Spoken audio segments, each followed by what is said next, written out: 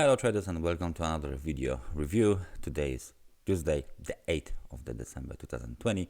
We are going to take a look at the Forex calendar and then we are going to make some kind of a technical analysis, so please stay with me for this next 10-15 minutes.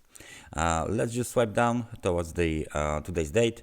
As you can see, we got some data from Japan, and most of them was not that much relevant for the traders, but the gross domestic product for the third quarter has beaten the expectations. The actual figures were 5.3%, but the forecast was 5%, and as you can see, previous reading was 5% as well. So the gross domestic product is growing slowly, but still a little bit better than expected data.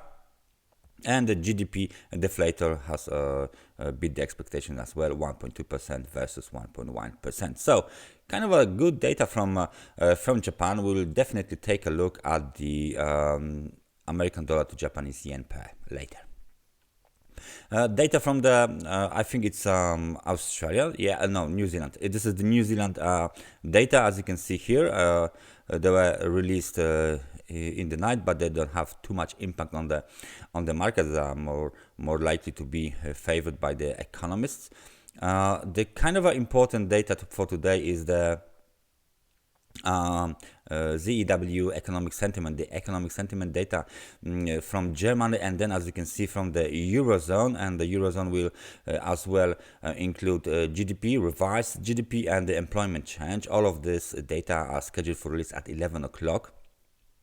So the interesting thing is here that the economists expect improvement in economic sentiment despite the ongoing pandemic from 39 to 45 points, right? The GDP from the Eurozone is about to stay the same for the third quarter, but it more likely deteriorate a little bit more. But we will see. For now, the expectations are the same as it was on the same level as it was last quarter. During the New York session, we don't have much data today because the non-farm payrolls Friday was last week. So as you know, the next week after this event is a little bit quieter than usual in the America. We got some small business index, non-farm productivity, and the labor cost. So nothing much here during the New York session. So let me just do analysis of a American dollar to Japanese yen.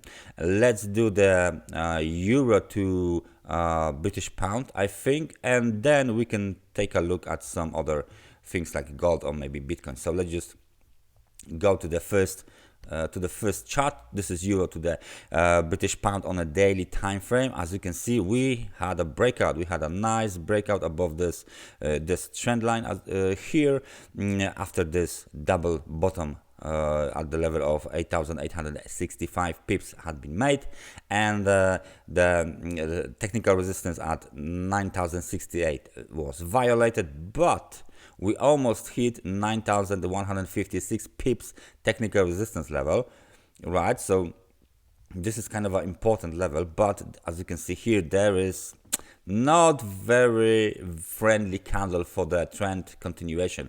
Maybe not a trend, but the bounce continuation higher, because there is a very big pin bar here with long upper shadow. So right now, this is our candle of reference. Let me just point it out. This is our candle of reference. What do I mean is that we are going to do the analysis according to this candle trigger or candle signal.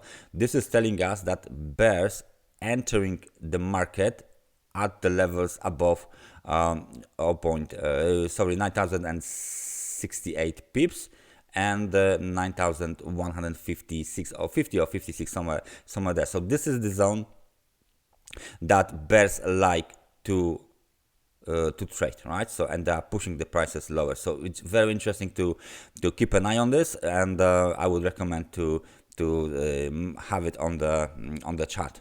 So if this is, of course, the valid bullish setup, which I right now, according to this data I have on the chart, I doubt. We will break 9,156 soon, and then of course 9,220, and maybe even we will get to the top of 9,291. But if we will have some other signals of reversal here, then most likely we'll go towards the level of 9,003 and then lower towards 8,951. Please remember, this is a daily time frame chart, so we need a daily candle closing below the level of 9,032 to confirm this is a valid sell signal, sell candle. So that's the euro to the GBP and American dollar to the Canadian dollar. Well, sorry, American dollar to Japanese yen. Of course, Canadian dollar was yesterday, so if you are interested, you can take a look. What I wrote, USD JPY. There you go. Thank you. So we got this nice chart. The trend line not really working that well, so we will get rid of it. But we have here a nice technical support. As you can see, it was tested a couple of times. So around the level of 103.70, there is a nice support. Okay, so that's first our level for today. The other thing is that we got this nice technical resistance here, so around the level of 104.77, 76, somewhere there, around these 2 pips, we have of course intraday technical resistance. So that's the other thing, and let me just copy this level because I want to point out that we still have this technical resistance here, 105.76. So right now we closed in a range. We closed in a range between 103.70, 104.75, 100 pips range. Not much reaction after the market has digested the data. Of course, the market participants didn't really move too much in December, and the volatility might even decrease during if we move deeper in the month. Nevertheless, the RSI is still below the level of 50. The level of 50 is the neutral level, so please notice that we are still in the negative territory, where the negative sentiment is the dominant one. So apparently we should more likely expect some kind of either a horizontal range or some kind of a bearish, slow bearish movement towards the supports at 103.70, 103.20. The recent reaction on 103.20 was very impressive. Nevertheless, it was almost retraced. So any kind of a bounce is being used by the market participants to sell for the better prices. So please notice this thing when you will be trading the zone inside inside of the levels of 103.70, 104.75. Okay, so that's the Japanese yen, and let's just take a look at gold maybe at the end of our technical analysis section. What do we have here? Nice bounce from the 50%. Well, we missed that by not even $2, but I think that we have hit the 50% of the Fibonacci retracement. The price has broken above the short-term blue trend line, so right now it's off, and this is a very interesting situation because we are again between 1,848, 1,866 zone. We probably broken little bit this the higher level, 1,866, as you can see here. So this candle needs to be green, and we need to close above this level. If this candle is red, that means the supply side, the bears are active again, and they will try to push the price lower. The other thing was, of course, what I've pointed out in my previous analysis, that we are getting close to the oversold market condition, so we need some kind of a bounce. The intraday support for the bulls is 1817, so please pay attention to this.